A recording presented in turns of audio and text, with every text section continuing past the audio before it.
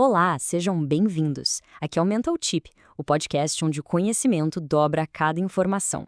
Hoje, a gente vai mergulhar num processo fascinante, entender como o capital pegou um monte de trabalhadores individuais e reorganizou o trabalho deles de um jeito que eles viraram quase que engrenagens vivas de uma máquina gigante. Basicamente, o nascimento da fábrica moderna. Pois é, a grande pergunta aqui é essa: como é que o trabalho, que antes era um ofício completo, se transformou numa simples operação? Sabe, como aquele artesão que dominava todo o processo, do início ao fim, acabou dando lugar para o operário, que só conhece um pedacinho de tudo? Como é que o ofício inteiro foi literalmente despedaçado? Então, o nosso roteiro é este. A gente começa com o poder da cooperação. Depois vamos ver como a manufatura divide o trabalho, o que leva ao nascimento do especialista. Daí a gente entende a disciplina da fábrica e, por fim, o legado de tudo isso. Ok, então, por onde tudo isso começa? Bom, começa com a coisa mais básica da produção capitalista, a cooperação. E o que é isso? É basicamente juntar um monte de gente para trabalhar no mesmo lugar, fazendo tarefas parecidas ou que se conectam, e o mais importante, todo mundo sob o comando de uma única direção. E aqui a gente vê a grande virada de chave. Pensa bem, antes do capitalismo, as pessoas até podiam trabalhar juntas, claro, mas cada um tinha seu próprio ritmo, seu controle sobre o processo. Já na cooperação capitalista, tudo muda. Agora existe um comando central, um ritmo coletivo, e tudo é organizado como se fosse um corpo só. E é dessa organização que surge um fenômeno completamente novo, a chamada força produtiva social. Quando você junta muita gente trabalhando de forma coordenada, o resultado, nossa, ele é muito maior do que a simples soma do trabalho de cada um.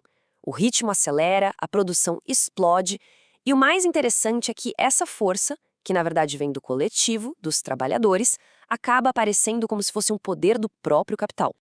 Beleza, mas a história não para na cooperação. O próximo passo é a manufatura, que leva tudo isso a um outro nível. A grande sacada da manufatura foi pegar um ofício inteiro e literalmente dissecar, quebrar em pedacinhos nas operações mais simples possíveis. Pegamos o exemplo do sapateiro. É um clássico. Antes, um único artesão fazia o sapato inteiro, do começo ao fim. Ele era o mestre do ofício. Agora, esquece. O ofício de sapateiro morre. No lugar dele, surge uma linha. O trabalhador A só corta a sola. O B só costura o couro. O C só prega o calcanhar. E assim por diante. Aquele ofício completo, sabe? Ele simplesmente se dissolveu nessas pequenas tarefas. E esse é o ponto-chave. O trabalhador deixa de ser um mestre para virar o executor de um único movimento, repetitivo, fragmentado. A pessoa não faz mais um sapato. Ela faz, sei lá, o ato de passar o cadarço. Só isso. Ela agora produz só um pedacinho do sapato. E essa transformação toda acaba criando um tipo totalmente novo de figura lá no chão de fábrica. O que a análise chama de trabalhador parcial. Essa citação é pesada, né? Mutila o trabalhador. A ideia por trás disso é que a especialização é tão extrema, tão focada numa microtarefa, que o trabalhador vira um perito naquele pequeno gesto. Mas, ao mesmo tempo, ele perde completamente a visão e a habilidade do processo como um todo. E as consequências disso são gigantescas. Esse trabalhador parcial perde o domínio do ofício. Ele fica preso a um único movimento repetitivo. E, claro, se torna alguém muito fácil de treinar e de substituir. Com isso, ele não tem mais controle nenhum sobre o processo de produção. A sua própria hiperabilidade vira a sua prisão. Certo. Agora, como você faz para garantir que todas essas engrenagens humanas girem no mesmo ritmo, de forma sincronizada? Bom, para isso, foi preciso criar uma nova forma de controle. E é aí que nasce a disciplina da fábrica. A manufatura chega impondo uma ordem completamente nova.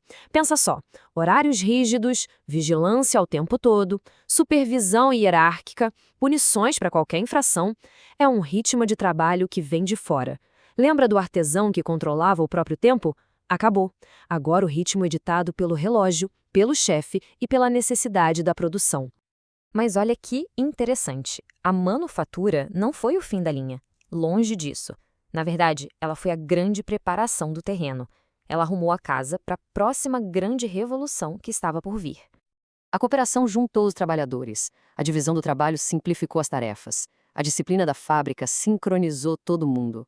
No fundo, a manufatura padronizou as pessoas, simplificou as operações, sincronizou os movimentos. Ela criou esse organismo produtivo onde as peças eram humanas, deixando o palco prontinho para o próximo ato. No nosso próximo encontro, a gente vai ver exatamente isso.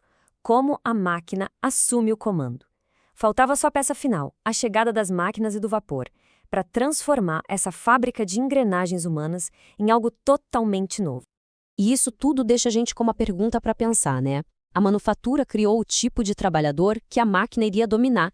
Então, se o ser humano já tinha sido reduzido ao movimento mecânico repetitivo, o que acontece quando as máquinas de verdade chegam? Uma máquina de ferro, incansável, precisa, que pode fazer exatamente aquele mesmo movimento. Mental chip, onde o conhecimento dobra a cada informação.